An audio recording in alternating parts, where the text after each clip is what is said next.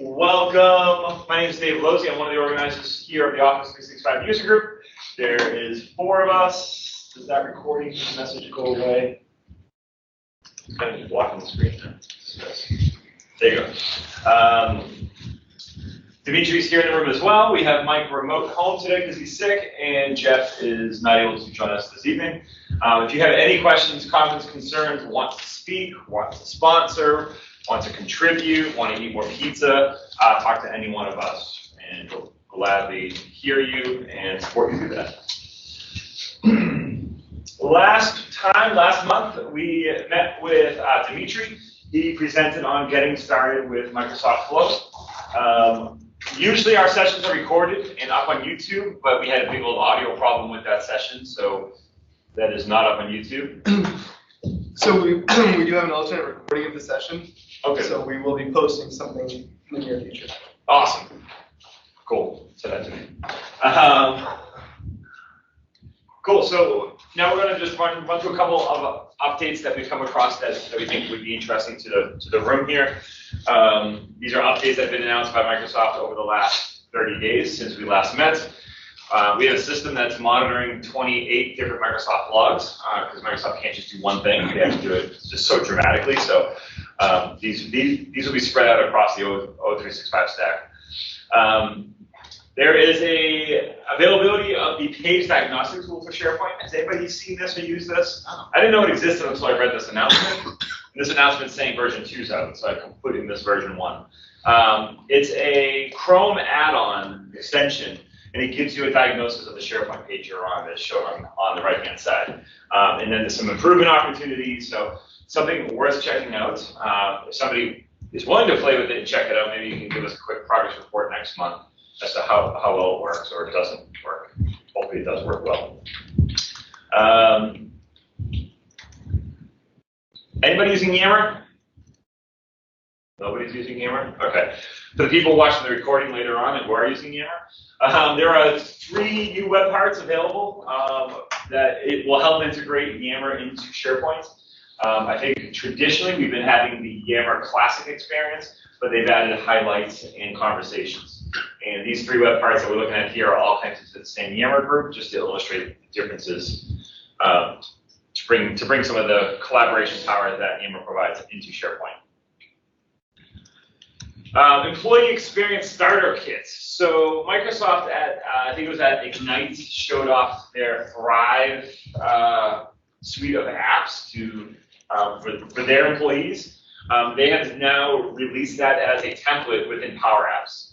So the top image there are 5 screenshots of the 5 apps, which are described here.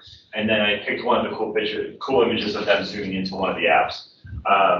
So if you're looking to improve employee experience and kind of explore Power Apps to see how they build stuff, you can definitely recommend taking a look at the starter kits. Whiteboard. Anybody using Whiteboard?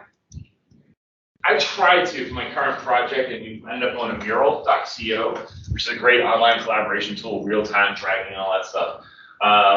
This looks like these new templates that have come out compete, from what I can tell, with a product like Mural. And it's just really designed for your entire team. We use it with about 30 people during a design session online, people in Europe, people in India, and we're able to kind of all collaborate on the same files at the same time using this interface, not like Word documents, but actually drag and drop, typing in comments, having the discussions over a technical design. I look forward to trying out this whiteboard piece with the team. This looks fantastic right now.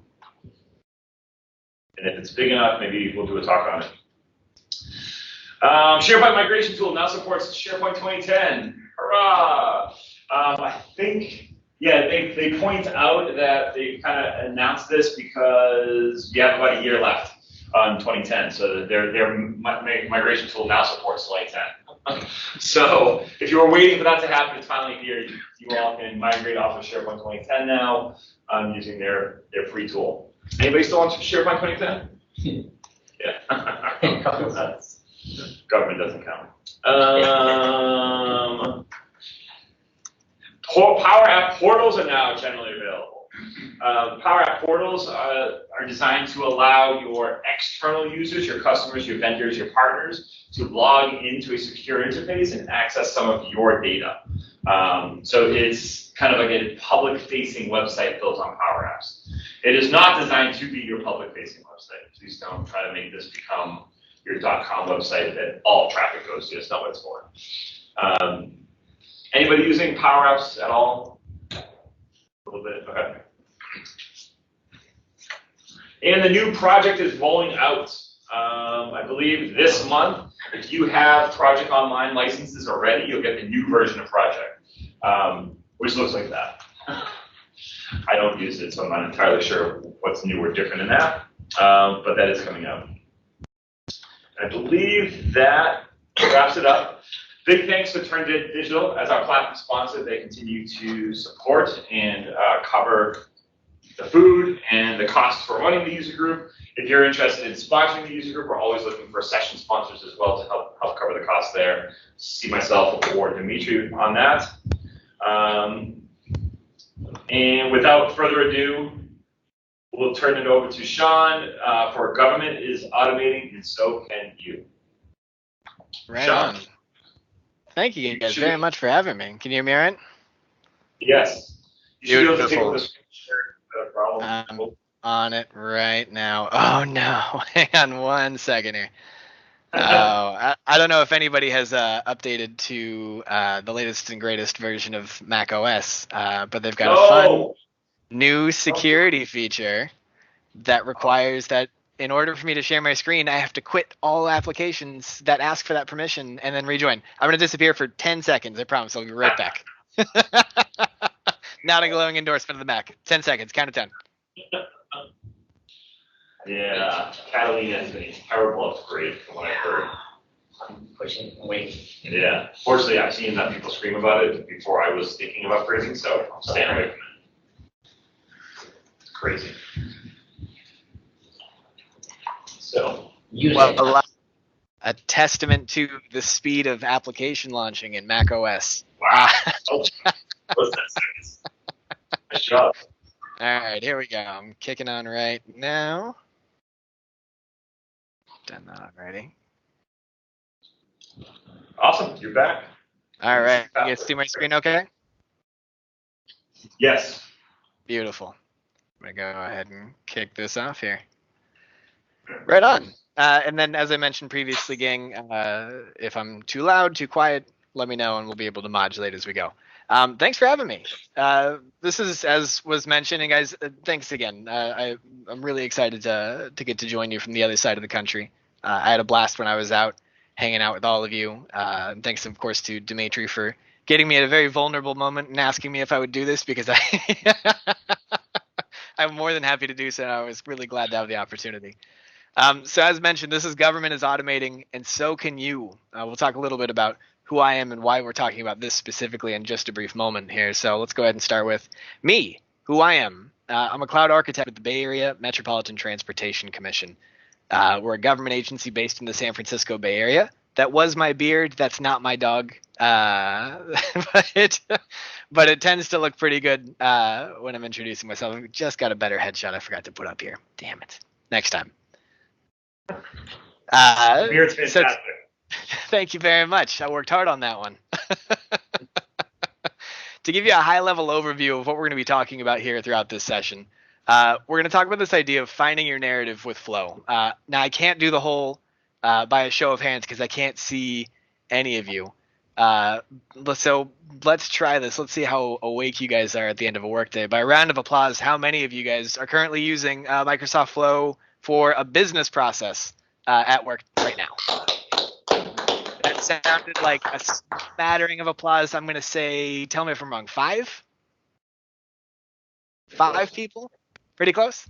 All right, how many of you, 6, hey, that's not bad. How many of you, again, by a round of applause, are using Flow for something personal, for testing, have built a flow, let's say? Yeah. All right, that's pretty good. That sounds, what do you guys get about? 15 people clapped there? Yeah. Doesn't matter. All right. Cool. So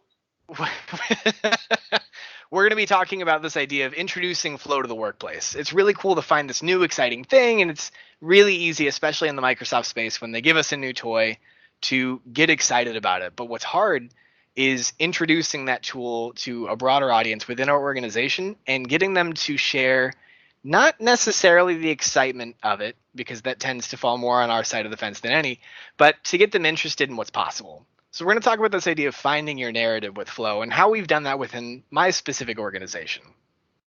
We're going to talk about the idea of celebrating wins early and often. I think that's something that's not talked about all too often, which is you got somebody to listen, but what next? Because for those of you who've seen Kevin Costner's greatest work, Field of Dreams, that famous saying, "If you build it, they will come," isn't entirely true, because you can build something really cool, but if people don't have a reason to use it or a reason to continue to come back to it, they're not going to stay. So we'll talk about how we can re-engage people and kind of keep that momentum going. And finally, we'll talk about this idea of fostering engagement. Now, all of these sound very fluffy and detached from the idea of flow, but I promise we're going to talk about how it directly relates to the introduction and application of flow within my organization. We're also going to talk about some flows that have gotten people excited and how we're continuing to get people excited about that as well. I'm definitely not one to just go on for an hour if I can help it. So if there are questions, please don't hesitate to jump in, because I'm happy to talk about how we've seen this work in other organizations as well. We try to be very forward in our ideas and our implementations, and so we work really closely with a lot of organizations, both public and private. So I'm happy to share insight through that as we go as well. So what does MTC actually do? We're a transportation organization within the Bay Area. We focus on planning, financing, and coordinating across the 9 counties of the Bay Area. But what does that actually mean? The San Francisco Bay Area has a lot going for it right now. We've got 7.5 million customers, the way we look at it. We have 7.5 million customers across the 9 counties in the Bay Area. Within those 9 counties, there are 101 municipalities. So that's individual towns and cities and all these in-between things that call themselves cities but aren't cities. And we have about 24 transit operators, all of which are self-serving. They're all independent organizations that either were built to serve their individual town, their individual county, or in very, very rare circumstances, 2 or 3 counties strung together. So our job across all these different areas is to wrangle everybody into a common vision. We're preparing for the next generation of trips. So we're not talking about just buses. We're not talking about ferries. We're not talking about scooters. We're talking about how all of these things tie together in a way that makes sense. We distribute funds to a wide array of partners to the tune of billions of dollars annually. The Bay Bridge, we own almost all the bridges in the Bay Area with the exception of the Golden Gate Bridge, which is wildly in debt. You can take that one to the bank, Golden Gate. And finally, we coordinate, again, getting everybody to mesh as best as possible, making sure that everybody gets a slice of cake, nobody gets fat. And we do all of that with about 300 employees. So think about that. Think about the distribution of customers directly related to the entire heart of the organization, 300 people. What I'm really trying to get at through all of this here is that in order to do this effectively, you have to be efficient. You have to think smart, and you have to continue to innovate. And that's a big part of why Flow has been such a powerful introduction into our operation. It's allowed us to introduce the ability to solve individual and broad-based problems at a person-by-person level. And so we'll talk a little bit about all of that here. But just to kind of summarize what it is that we do and why I'm here today talking about government and automation. I love this quote. Business process must evolve into something more agile and democratic. Does anybody know who said that? No, nobody? It's me just now. Feel free to take that one to the bank too. But it's true. Business process has to evolve into something more agile and democratic. What does that actually mean? Does anybody have a take on this before I move forward? What do you think this means?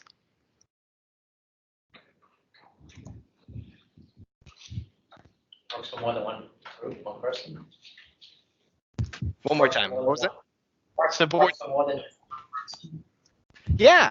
So it's this idea of empowering people at every level.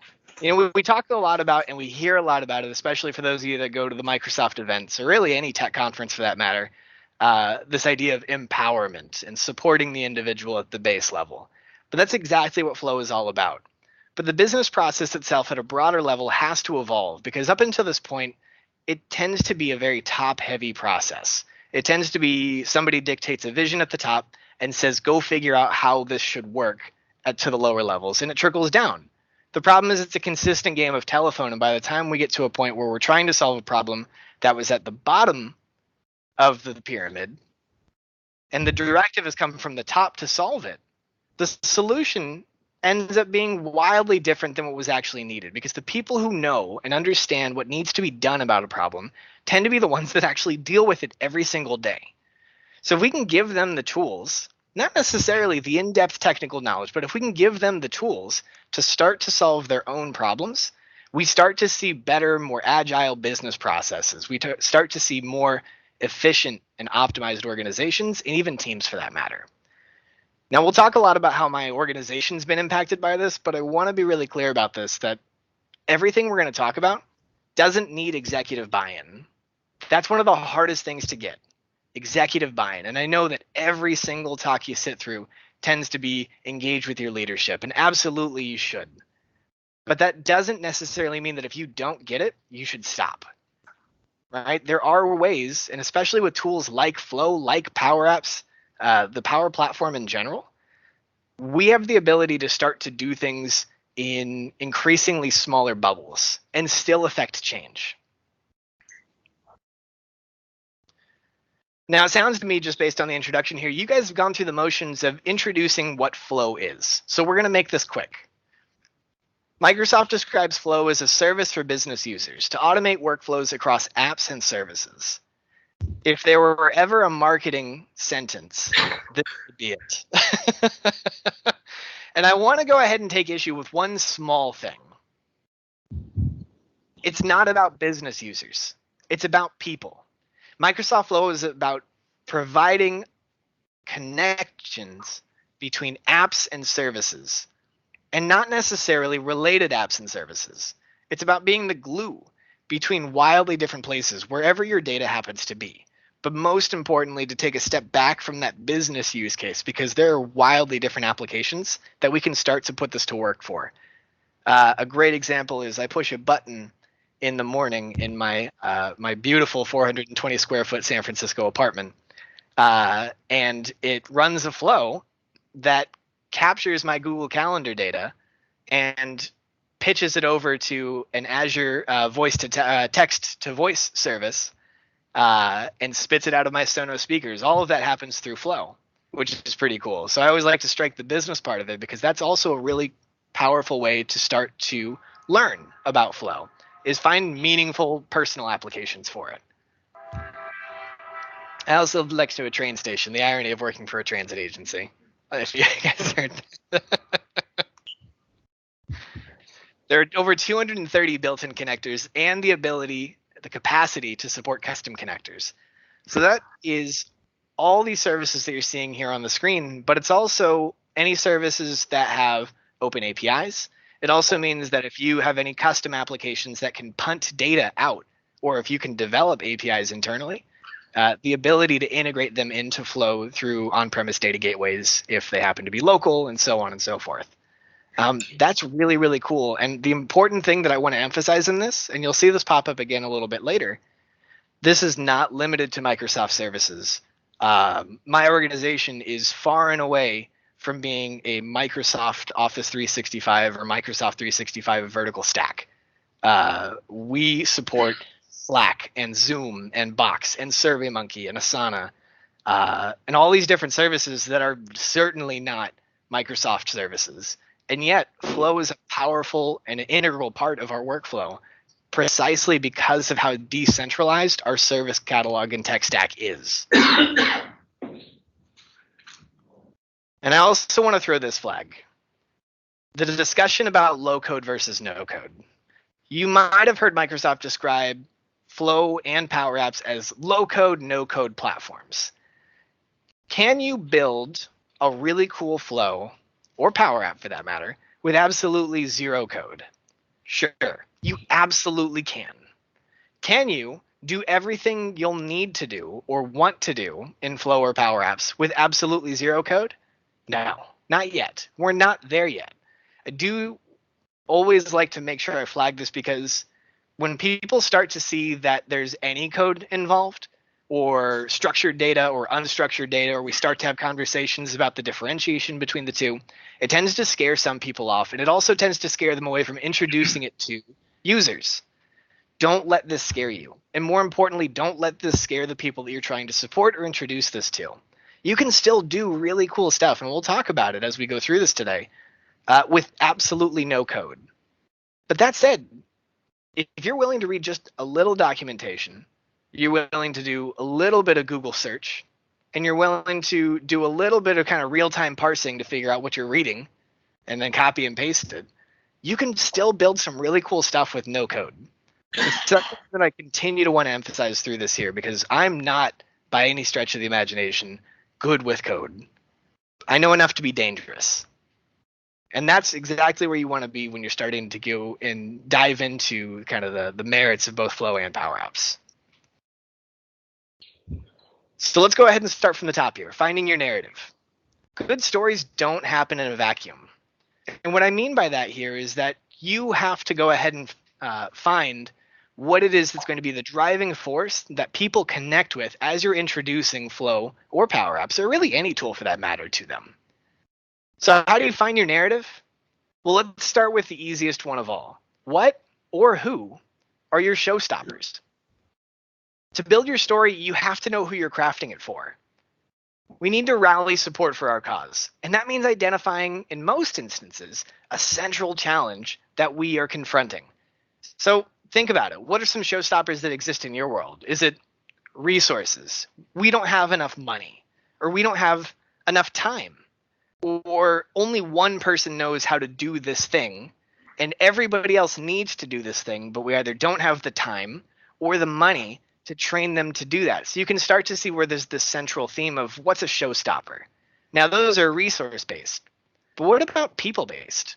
Executives. We talked about this idea of not a myth necessarily, but perhaps a little more deified than it ought to be, this idea of executive leadership. You don't necessarily need it, but they can be showstoppers. So we need to identify how we can work around those instances. Is it HR? Maybe HR is really insistent on process and policy when it comes to cross-departmental or cross-organizational collaboration. Maybe it's IT. Maybe anytime there's even a hint of technology in something, IT has to stick their nose in it. And for those of you who are those people, I am sorry, but those can be considered showstoppers. So understanding what those showstoppers are is the first block when it comes to starting to build that narrative. So as I mentioned just a moment ago, it's about finding your narrative. Once you've found your showstopper, let's start to put a positive spin on it. One of the most powerful ways to garner support, to get people on your side, is to pitch us against them. It's something you see in every cheesy sports movie. It's something you see in every cheesy I'm about to give a speech and it's the last 10 minutes of the film movie. So it's not about necessarily saying us versus them, but it's about taking that central theme, that central showstopper, and starting to build a theme around that has a positive feel. So like this idea of empowering everyone. Not every change is organizationally relevant. So that means that we need to stop making all of our business processes top heavy by saying we have a problem, sending it up the flagpole, waiting for it to get to the top, and saying, and then they say, oh, we'll fix it. And then it comes right back down the flagpole, maybe off to somebody who doesn't actually get impacted by the problem, and now they're tasked with solving it. If we can empower everyone to solve a problem, we can start to decentralize the problem solving. No one knows a problem better than the person who's dealing with it daily. So why not let them be the person to fix it? Why involve other people at all if we have tools that can empower them to do just that? Maybe it's not about people, though. Maybe it's about teamwork, encouraging collaboration. For example, does IT really need to be at the table? If HR and finance have a really great process that they want to build so that they can work more closely together, and that involves a technological tool, does that really mean that IT needs to be there? Well, again, if we can empower people and teams to start to use these tools and integrate with each other, and if it really is as simple as taking one plug and another outlet and putting them together, then IT may not necessarily need to be there, especially if they've told a compelling story and placed the appropriate guardrails. That doesn't mean turning tools off. And finally, my personal favorite, because it speaks to every organization, even government agencies, the idea of cost-effective triage. Microsoft Flow is the 3D printer of process automation. What I mean by that is that if something doesn't work, you can pivot, introduce a new change to it in real time. There's not developers to interact with necessarily. There's not a workflow process. There's not sprints necessarily. Instead, it's try this thing. It didn't work. What didn't work? Let's fix that thing and let's spin it again. All of these are potential compelling narratives when it comes to introducing the idea of flow. And you can extrapolate this to, again, any automation tool for that matter, especially these user-friendly ones. We'll drop the N-word, Nintex. That it's possible that automation in any form, these narratives can apply to. How's everybody doing so far? Can you dig it? Yeah. All right. Let's talk about the idea of strategic engagement. So you've identified your showstopper. You've identified maybe your first pass at a narrative. And rest assured, you're not going to have this beautifully polished story to tell to everybody just by locking yourself away in a quiet room for a couple of hours with a couple of cups of coffee. Instead, what you need to do from there is start to think strategically about who you're going to engage with first. The story that applies to one group may not necessarily apply to the other. Knowing who your audience is an essential part of the narrative building process. For example, the routine scheduling capabilities of Flow might not be as appealing to one group as another. Maybe administrators might dig some functionality where executive assistants don't. So start to think about the various groups that you might engage with and how you can start to build stories that are specifically relevant to them. Executive assistants that are supporting people who get a ton of spam emails can start to build flows that intelligently parse the most obvious of them. Maybe delete them immediately, or alternatively, at least filter them into a folder that's not the main inbox so that they can focus on triaging the ones that might actually be pertinent. I always like to flag the smaller tech-friendly teams. For those of you who do work in IT or IT-adjacent spaces, you know that those groups tend to exist in very small clusters across an organization, but they tend to be the ones that are the most excited about trying something new, or at least the most interested in trying something new. So reaching out and engaging with them is a good place to start as well, but they're not necessarily the best place to start to hone or sharpen a story that you're then going to share with an organization. You want to try and focus on the people who are kind of hubs of people. So that's why we flag administrators and executive assistants because they're always looking for ways to start to automate parts of their job. They understand that some of the most fundamental parts of their job are rote and routine.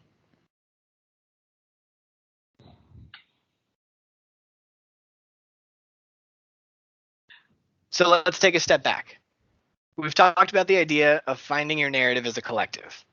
That starts with identifying your showstopper. Again, your central theme that people can rally around and say, yeah, we've got to fix this. Or at least, yeah, that sucks. This is a problem. Then we talked about taking that central showstopper and building a more positive narrative around that so that it's not necessarily us against them, but about, in a more broad way, identifying and highlighting that challenge and how we can solve it, all in one simple run. And finally, we talked about the idea of that strategic engagement piece. So again, finding the right groups to target these messages to as you're getting started so that you can start to bounce ideas off of them and find what's resonating with people. That's where we get here, finding small wins fast. Unless you work in a culture-rich organization that celebrates the individual already, it's on you to create spaces where creativity and individual empowerment is celebrated. But what do small wins actually look like? As many of you who have already started to play with Flow know, there are hundreds of templates already available on the Microsoft Flow website.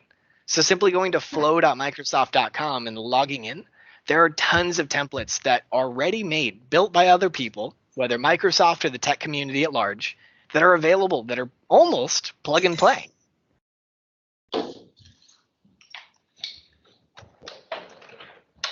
But parsing through all of those different templates is overwhelming for somebody who's just learning about the platform. So I want to highlight something that's been really successful within our organization. Now, because we're government, there are a lot of sensitivities about me showing actual screenshots of our environment.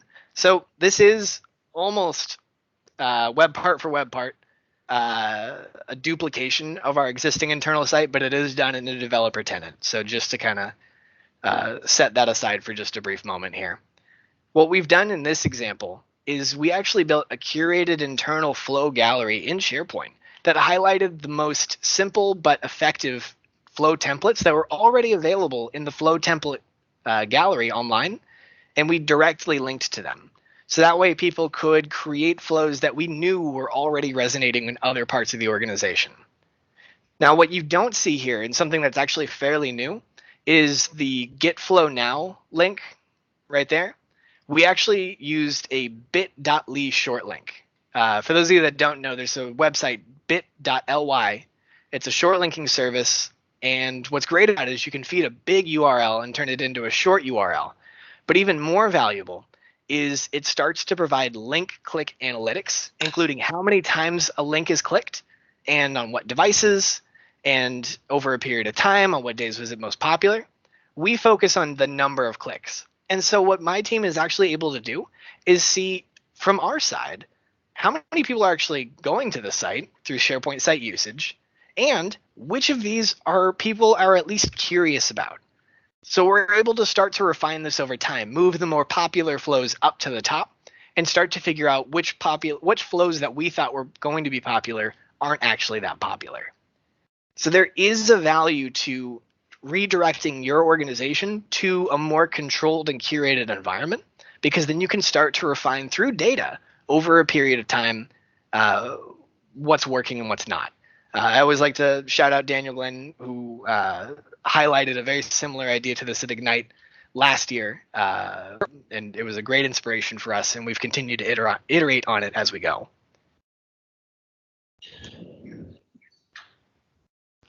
I wanted to go ahead and flag 3 beautifully simple starter flows that we found really successful in our organization, each of which highlights kind of the elegant simplicity of what Flow can be with no code.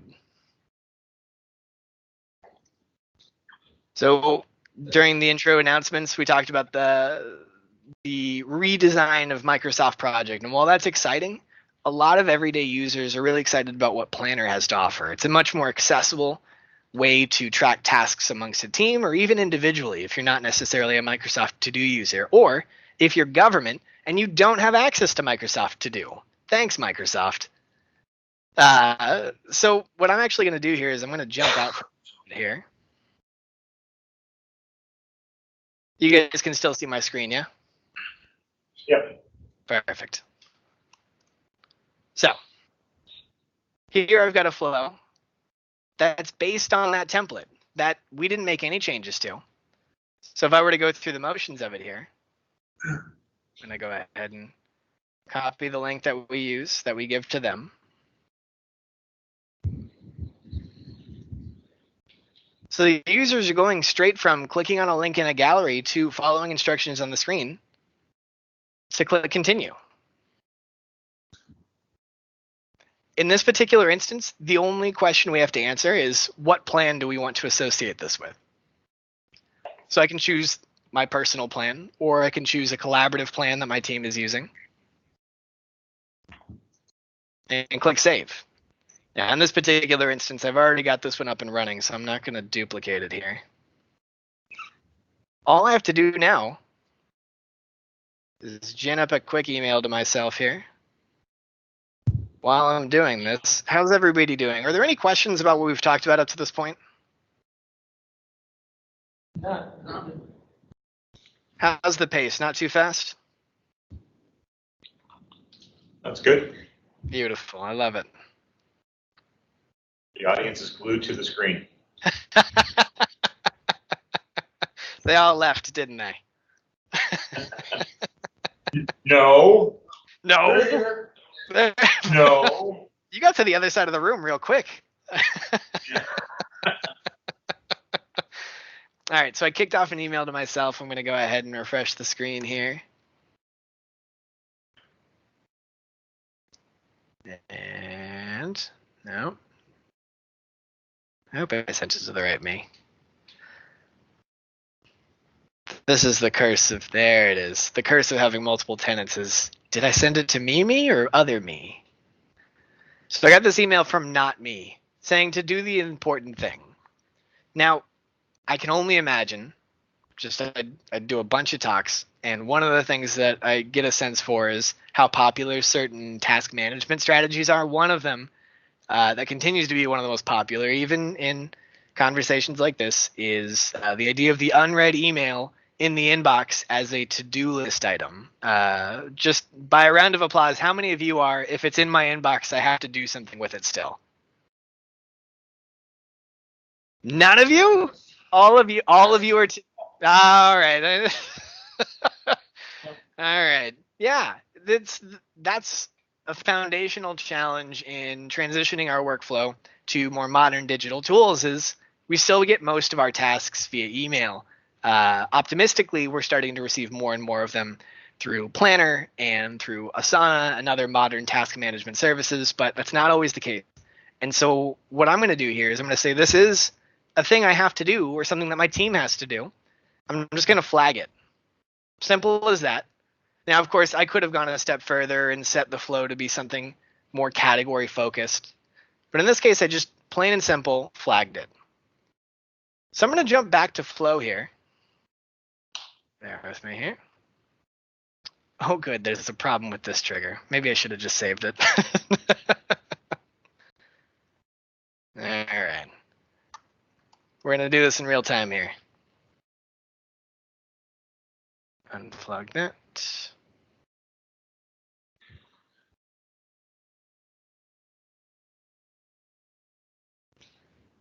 So like I said, we're just going to go ahead and choose that plan and save it.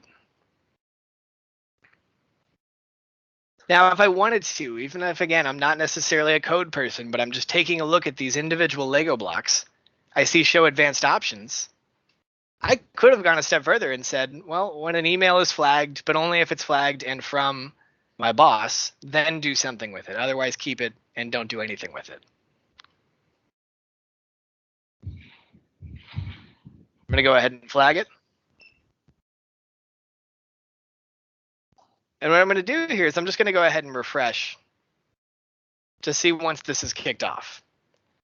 Now, depending on the flow plan that you guys have, if you're in Office 365, then your flow refresh rate might be a little slow. It might take a couple of minutes. We're going to go ahead and keep an eye on this one here. Nothing yet.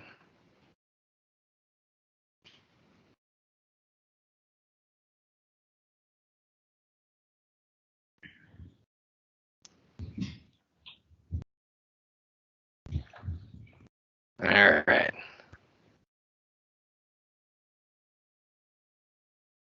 Looks like our trigger's not giving us any love today.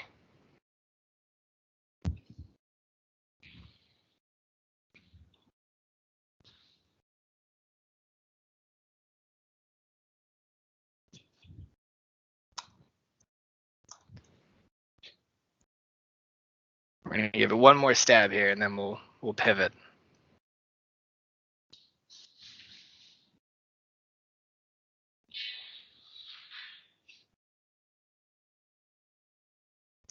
Oh, great.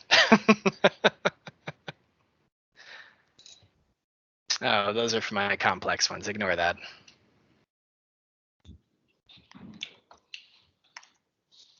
All right.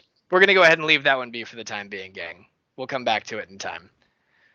But what I want to emphasize with this particular flow that we're talking about here is that there's nothing particularly nuanced about it. It's what you see is what you get. When I flag an email, create a planner task for it. You can even go so far as to dictate exactly what board it shows up on. And people really connect with that because it's already how they work, and we're trying to lift and shift them to more modern solutions that generally they all acknowledge are better tools. It's just that's not where I happen to be when these things come in. Here's one that's near and dear to my heart, and near and dear to you guys as well, considering somebody's calling in to this because they're homesick today. The idea of, I want to work from home. Maybe you happen to work in an organization that's friendly to that, or at a minimum, you're not feeling well and you're not coming in today. And as opposed to drafting up an email and sending it to all the right people, wouldn't it be really cool if there was just a button you could push, and when you push it, it sends an email to the right people and says, hey, I'm working from home today. Now, if you happen to work in a place where you get to do that once or twice or 3 times a week, this button becomes more and more useful over a period of time. So once again, it's this idea of they're in the gallery, they click on a link. And in this case, I'm going to go ahead and copy that link one more time here.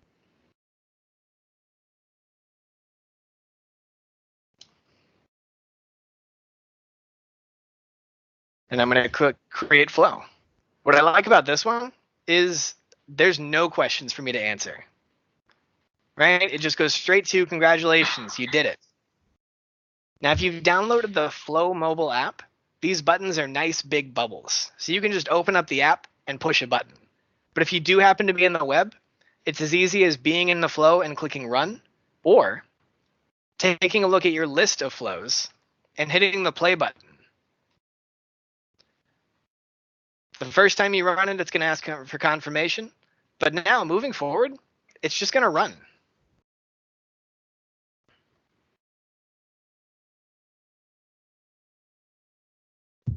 Now, because this is a developer tenant, it's going to fail because I don't technically have a manager. But let's take a look at what actually would have happened. When I push the button, it gets my profile through Active Directory. Then it takes my information to get my manager and gets their information. From there, it's going to send an email. Now, of course, as I mentioned, it's not going to send it because I don't have a manager in this particular scenario. But what's cool about that here, if I were to jump into the nuts and bolts of this flow for just a brief moment, I can change this email to say whatever I want.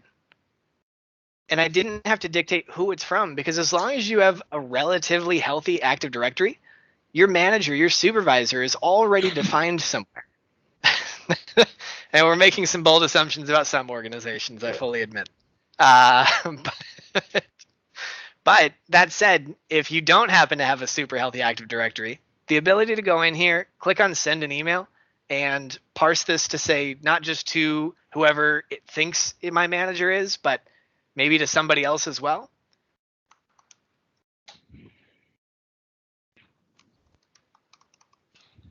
Is easily done.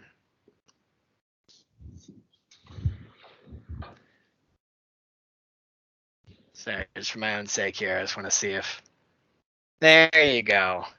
52 seconds ago. We would have been waiting at least a minute more.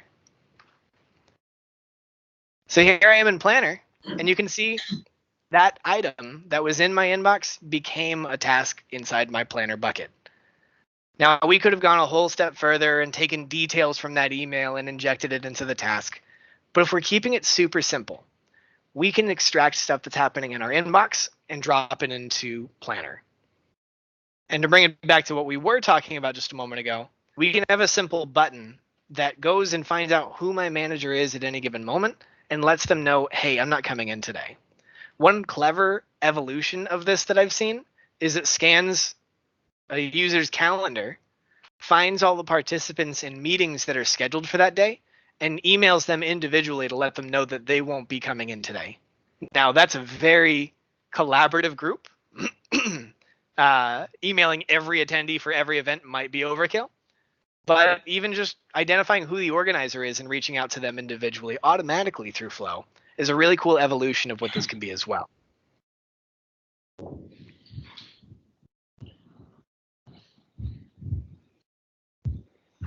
And the last simple one I want to highlight here is start an approval when a new item is added. Now, SharePoint and the Microsoft Power Platform go hand in hand. So in this example, it's when a new item is created on a list, let's trigger an approvals process. Now, for those of you who operate, out of curiosity, is there anybody there that lives in the GCC tenant or GCC high? Yes. Yes.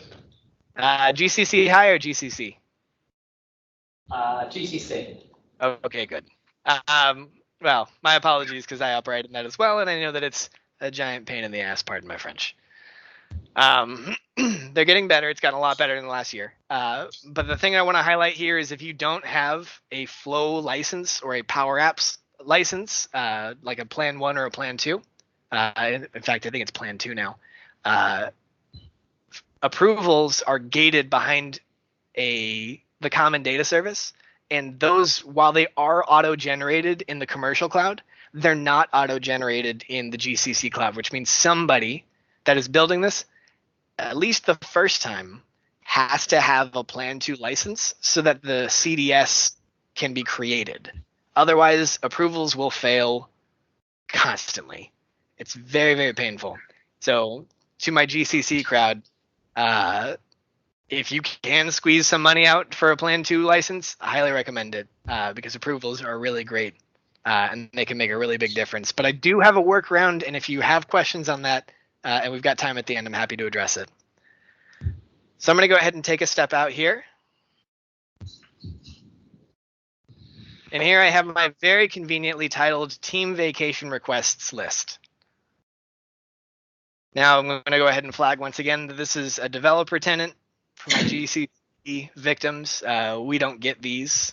Those don't exist yet in SharePoint. I'm going to go ahead and click New. And I'm going to say I'm going to Boca. Boca used to be such a cool place to go when I was growing up. It might still be, but I don't know. Do I have enough vacation time? Sure.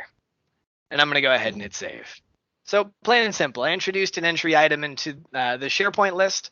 If I wanted to make this even fancier, I might have even gone so far as to add an approval column over here on the right-hand side. I'm going to go ahead and jump into my flows.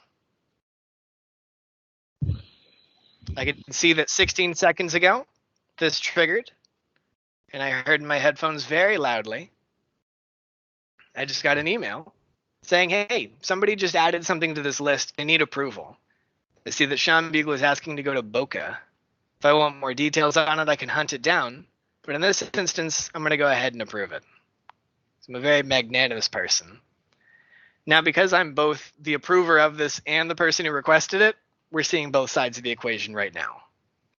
My request for Boca has been approved by me. Thanks, me. But what I want to emphasize once again through all of this is that it's a very, very simple flow. There's nothing particularly elegant about it, but it is elegant in that it is simple, and users can connect with real-world applications for it just to get started. Really, what I'm trying to highlight through all of this here is that we're trying to engage people in what's possible with Flow or Power Apps, or really, again, anything. This can be extrapolated across a broad variety of services. But we're trying to challenge people to connect with what's possible so that they can start to come up with their own ideas. There's nothing more exciting than watching somebody look at a tool that they've just learned about and ask the question, can it do this? Even if the answer is no. Because they're starting to think about applications. And that's the hardest thing to get somebody to do when you're introducing something that may be outside of their familiarity. So as we pivot to this idea of fostering engagement, getting people to look at Flow or even build their first Flow isn't that hard. To come back to my great movie quote earlier, that idea of if you build it, they will come. If they build it, great. But that doesn't mean they're going to stay there. Building their first Flow is no different than when somebody just learns about Microsoft Groups or Office 365 groups and goes and creates a group. I cannot tell you how many quote unquote test groups there are in my organization. But that doesn't mean that they necessarily used it. Consistently challenging your users, colleagues, and even executive leadership, if you can get them to connect with the idea, to continue to consider flow as an essential part of your toolbox is where the real challenge lies. We can confront that challenge head on by creating a space for natural collaboration to take root and grow. We can use these spaces to share great stories that users can connect with and use as inspiration for their own work. The real problem, and the question that gets asked a lot, so often, in fact, that I made a slide just for that question: where do you find inspiration for great stories? Well, the hint is at the very beginning of this presentation. Small wins are great stories. So where do we go to share these stories? Or how do we start to collect those stories? One of the most common examples you'll hear is the idea of establishing a champion network. Finding people, individuals, not necessarily teams of people, but individuals across an organization or even just seated throughout your team. Finding people that are excited about this and getting them to build their own individual applications and sharing them, not just with each other, but sharing them with the people around them. Starting to create a common, consistent message that can be seeded across an organization, and very importantly, starting to identify what negative thought challenges are being placed against these tools. Because I think a lot of you guys probably understand this as well, that I hate the term, but I don't have a better one for it. Negative thought leaders, people who don't like the idea of something, and so they don't just not like it, they actively hate on it among other people, and they take other people down with them just because they don't like it. The problem is other people don't necessarily know better. We know who those people are. And more importantly, we know the kinds of messages that those kinds of people tend to push out. So a champion network is a really clever way to start to combat that, because we can start to craft responses collectively that we can then share from multiple different voices. It's the slow clap analogy. If you take 5 people and seed them across a giant auditorium in different places, and then slowly start clapping in one part of the audience, and then somebody in the back right also starts clapping, it doesn't take much to push the ball forward. So if you can get just a couple of different voices to say similar things, we can start to knock down those walls of negativity. The next piece of this that I always like to flag here is the community hub. So you saw the SharePoint curated flow gallery that I highlighted a moment ago, but it could also be a Yammer group. Although based on the question I heard asked earlier about who uses Yammer, you're not here, but you might be listening to this recording. So it could be a Yammer group. Yammer groups are a great way to introduce special interest engagement in various topics like flow. Or if you, like my organization, are heathens and use Slack, Slack channels are also a really great way to bring people who aren't necessarily super fans, but are interested in enough to just kind of cast a cursory glance over it. Community hubs are a great way of highlighting that they're not alone in being interested in this idea. The quarterly brown bag, no different than these user groups, these kinds of groups can exist within organizations. Now, depending on how active people are within an organization, it could be quarterly, it could be semi-annually. The idea is, again, to create spaces where people are reaffirming that they're not the only ones that are interested in this idea, and that there is a there, that there's something to this idea. For those of you who have ever gone to a SharePoint Saturday or the SharePoint conference or Microsoft Ignite or any other tech conference, those exist just as much to introduce and announce things as they are to remind the people who are going that this is a big deal and that there are really big ideas that can come out of this.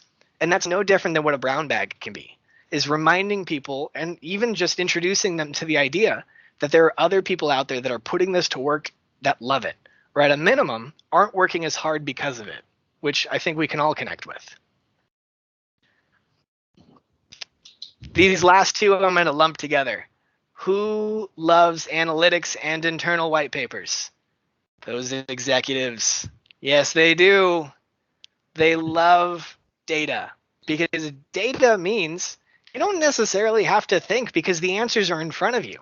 And if there's data that says, here, I'll drop a great one on you that's wildly unrelated to flow, but it's one that speaks to an organization. When we introduced Slack a year ago in November, so we're coming up on 1 year, since then, sent email has dropped 40% across the organization, despite the fact that only 60% of the organization is active on it weekly. That's a lot. That's a big change. And that's a change that you can read into a million different ways. But when you tell it like that, when you write a compelling story around data, people connect with it. And analytics are a great way of doing that. And remember, we talked about this idea of tracking clicks through the Flow curated gallery in SharePoint. That's a really great way to start to identify what people are interested in and how they're connecting with the tool, so that, again, you can sharpen your narrative. And these internal white papers are really more about case studies. It's really more so about finding where this has been successful. Let's say that you did find a team, a project, or a group, or a department that Flow has been successful in, that has saved some time, or has identified one of the central narrative challenges that we talked about at the beginning of all of this. You don't have to write an actual white paper, but build a simple landing page SharePoint site, or build a simple landing page in general that articulates, here was the problem, here's how Flow solved it, and here's what this has done for this team. Put enough of those out there, and somebody's going to connect with it. So all of this is about, again, identifying those small wins, and they can be very, very small. They can be, this person used this flow and saved themselves 10 minutes a day, because that extrapolated, 10 minutes a day for a week, 50 minutes, right? And then 50 minutes becomes, what? Oh, no, math is not good. 200 minutes. 200 minutes a month. You do the math. It starts to get bigger, but that is all about the narrative building.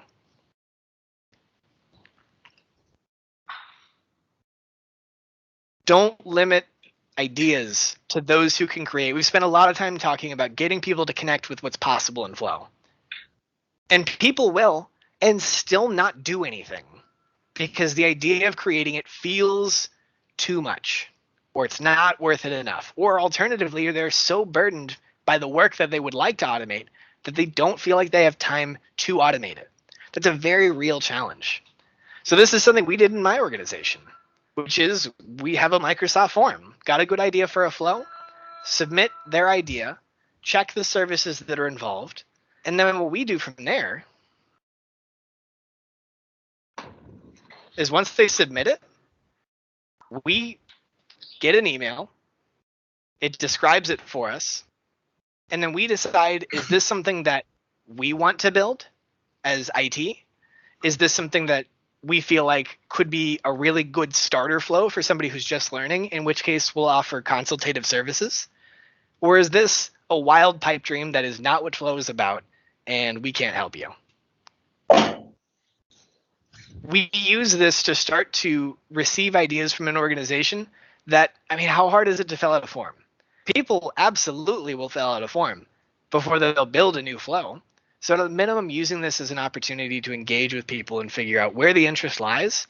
And if you're getting consistent responses in certain areas, that can be another inspiration for that curated flow gallery that we talked about earlier. Oh, sorry, there's one more great line that I almost forgot to use here. Don't steal their learning opportunities. Right? If you hear, oh, that's a great idea for a flow, but it's also a really good idea for a starter flow, even if, yes, you could probably build it better, use that as an opportunity to teach. Because if you teach that person and they see how easy it is, even if it's not as complex or as nuanced as you might have built it to be, it's a great opportunity to get somebody excited about flow. And then they'll start to poke it further, and they'll start to grow on their own. So what I'm going to do here to kind of close this out here is I want to run through the boilerplate standard flow template that we started with and what these flows became. And they've been really successful in our organization. So I love this part here. So here's a really simple one. Request approval and follow up. So when something happens, send an approval, And if they don't approve it in a certain period of time, follow up via email. That became receipt confirmation logging. So when we triggered this flow, this approval, we would say, hey, we really need to be able to do this thing. In this specific example, we're doing a file migration and we need confirmation that they've actually reviewed the email. Yes, we can do this with analytics and email, but those are inconsistent. And for those of you who aren't familiar with how Outlook treats read receipts, highly unlikely you're actually going to get anything meaningful from that. So instead, we wait until they click that button at the bottom of this email. And until they do that, we don't do anything. That way, if something does go wrong and they try to say that they didn't understand what we were doing, we have an email saying, we have an output saying, you clicked this, you confirmed that you read this, and that there were no particular challenges. Again, simple in execution, but meaningful in terms of business process. Here's another sample. New email when list item is created. So somebody creates an item in a list and an email is generated. Very, very simple. This became standardized announcement emails. So this one is being recorded, so I'm going to be delicate about how I phrase this. I stole the HTML from a free MailChimp account and exported the HTML, took that HTML and put it into Flow, and then I placed form fields as variables in the HTML. So all somebody has to do is complete a form that is who it's to and what's the message, and it generates this. So that means that you can send a really pretty email with no effort whatsoever. There are departments across our organization that love this because now there's a consistent unified theme. This also tends to be one of the more popular ones when I highlight this one in talks just like this. It's very, very simple. Fill a form out, take those form entries, drop it into an email that's already been pre-built, and send it. And as an added bonus, because it's not being sent through a third-party mail service, there's no concern about being caught in our internal mail filters because it's just me as an internal person sending it to a distribution list or whatever. One more.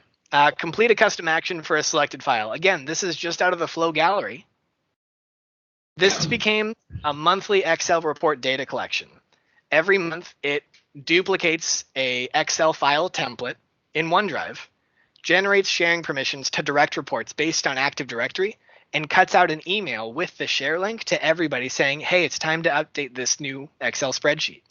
This saved this particular person about 20 minutes every day or every month, which isn't a lot of time, but saved across an organization because there are other teams that needed to collect the same information using the same format. We were able to save the organization hours a month, and that translated in dollars is meaningful. So to recap on everything we've talked about today, gang, find your narrative. Remember, find the boogeyman. Find it is the showstopper that's getting in the way that we can rally people against.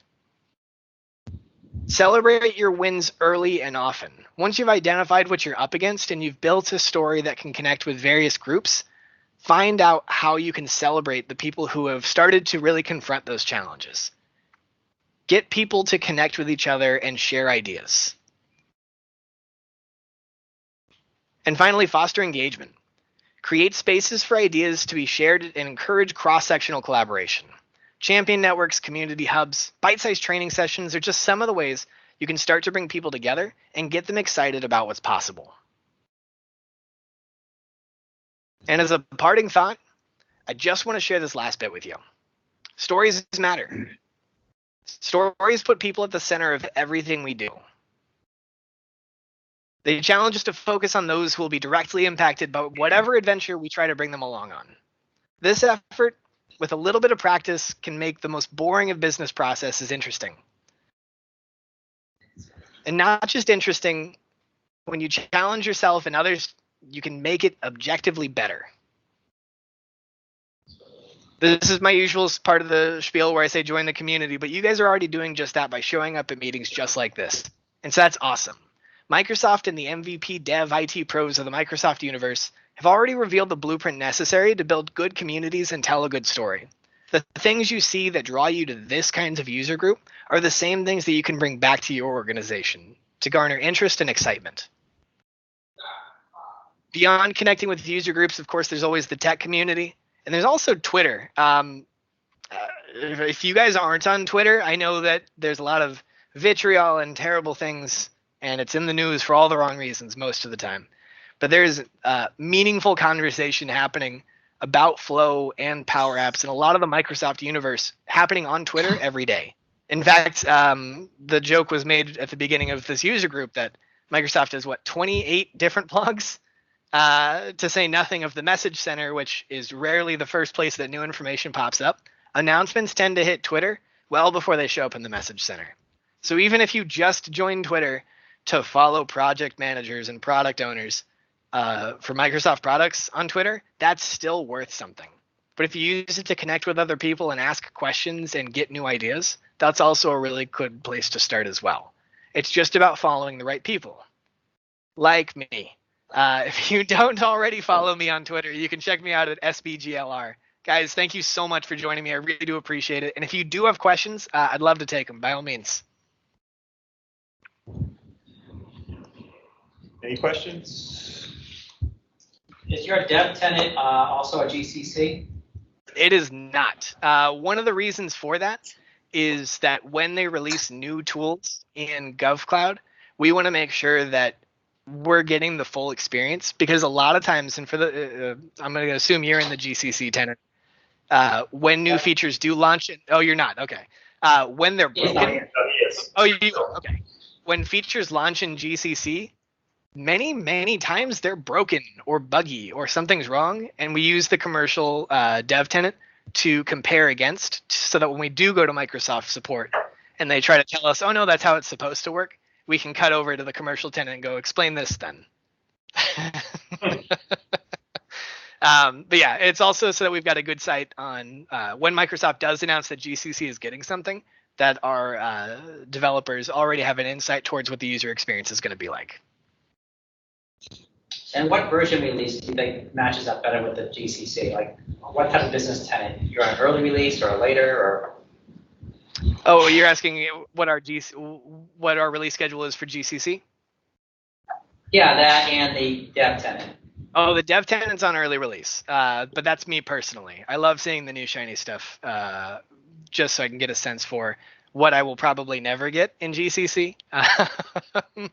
But also, it's a good opportunity to get as much hands-on time with it as possible. But on the GCC side, we're standard release, but with select users that are for early release. Thanks. Yeah. What else do you guys got? Any other questions? Yes. You had shown us the gallery that you selected like 3 flow templates for the business. I thought that was really neat, and we don't have that, so I'd be interested in like creating something like that. You're talking about this right here? Yeah. I love this. I think if there's nothing else any of you guys take away from this, this is a really great one that can be applied everywhere. And I would highly recommend that bit.ly trick that I just highlighted so that you can track the clicks. That's really meaningful when it comes to gathering data. And even if you don't feel like you're going to need that data, it's really nice when you find out later that you've got 6 months worth of it. Is this like a news part page you did, or how do you offer this? This is a communication site. It's using the 2/3 column, 1/3 right, and then it's using, I actually took a screenshot of the flow gallery icon. So if I go to templates here, and I find one I like, I took a screenshot of this because I wasn't going to bother trying to recreate it when it already existed. And I used an image web part, and then text button, or quick link for the actual gray get the flow now button. Nice. That's good. I'm not a graphic designer by any stretch, but the user design, it's painful for me when I see bad user design. So I try to not make bad stuff. That's my North Star. Don't make bad stuff. Feel free to take that away as advice too. Don't make bad stuff. What else? Have you ever hit the limits of the flow, depending on the license? There are a number of runs, the data, etc. Right? Have you ever hit any of these limits with your users? In my developer tenant, I did, but that was because I built a runaway flow that fired every 5 seconds, which was a bad idea. Don't do that. But the good news is, no, we never ran into any limitations. We did run into bumps where users wanted to use premium connectors, but with the new licensing changes that just went into effect on October 1st, that's become a slightly different challenge. There are no longer flow run caps on the plans. So that our challenges have changed a little bit, wherein users can still do all the things they were doing with Office connectors, but when it comes to using some of these third-party connectors, we're seeing a lot more of them gated behind Flow Plan 1 and 2, or whatever they're calling it now.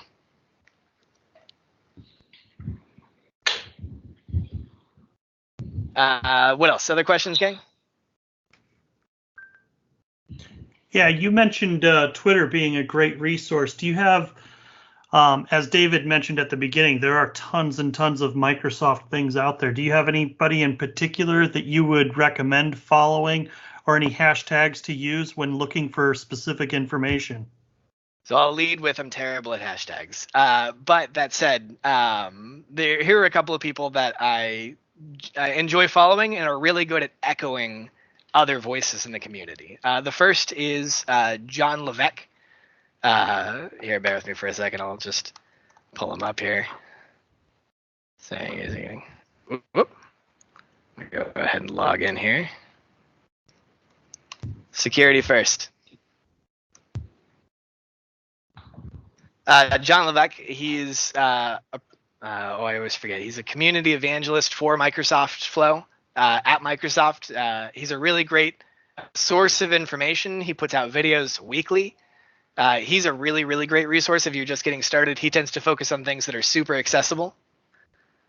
I don't know if there are any super heavy Flow users already, but John Liu is another brilliant resource. This guy truly wrote the book on parsing JSON, the unstructured data that can spit out of most APIs.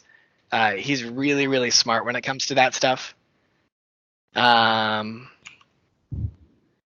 Michelle Gilbert, who now works at Microsoft, didn't when I met her. She actually drove the Office 365 development team for, not Bank of America.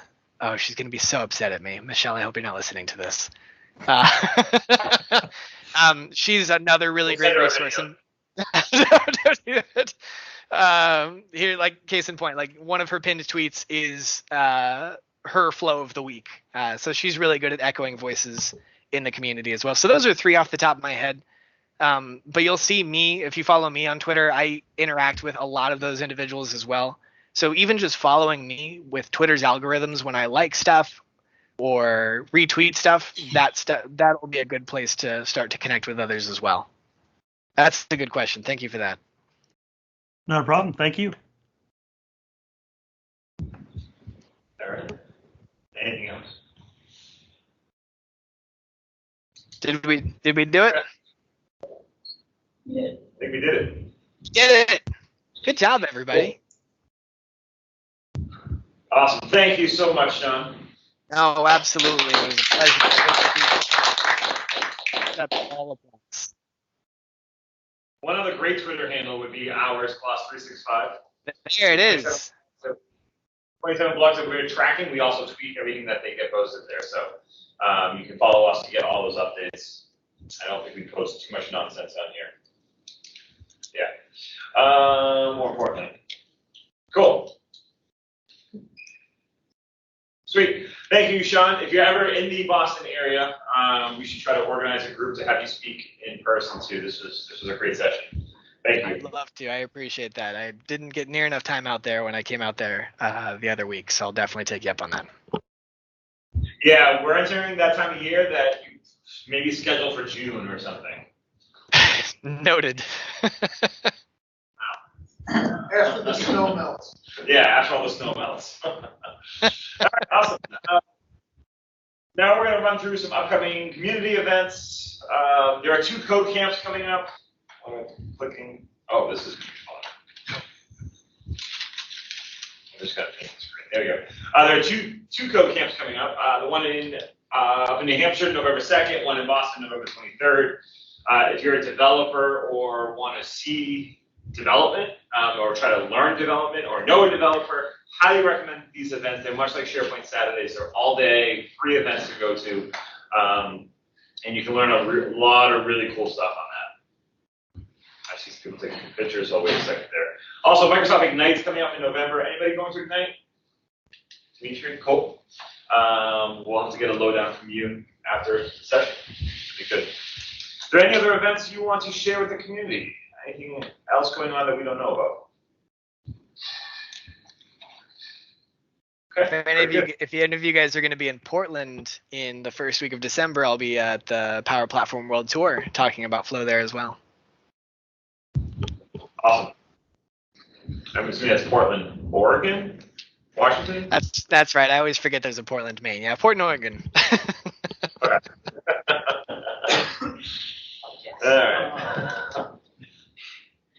Cool.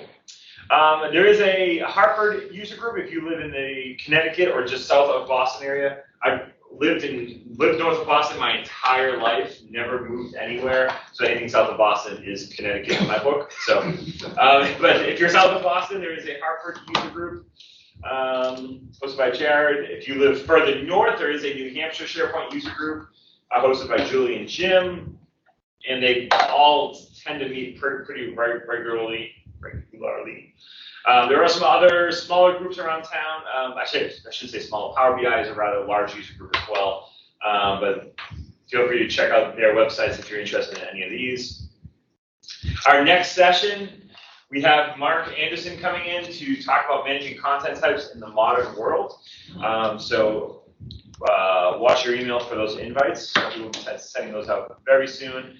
That's, again, the third Thursday of next month, November 21st, and it will be hosted here. That's not Thanksgiving, right? Thanksgiving's the week after. Yeah.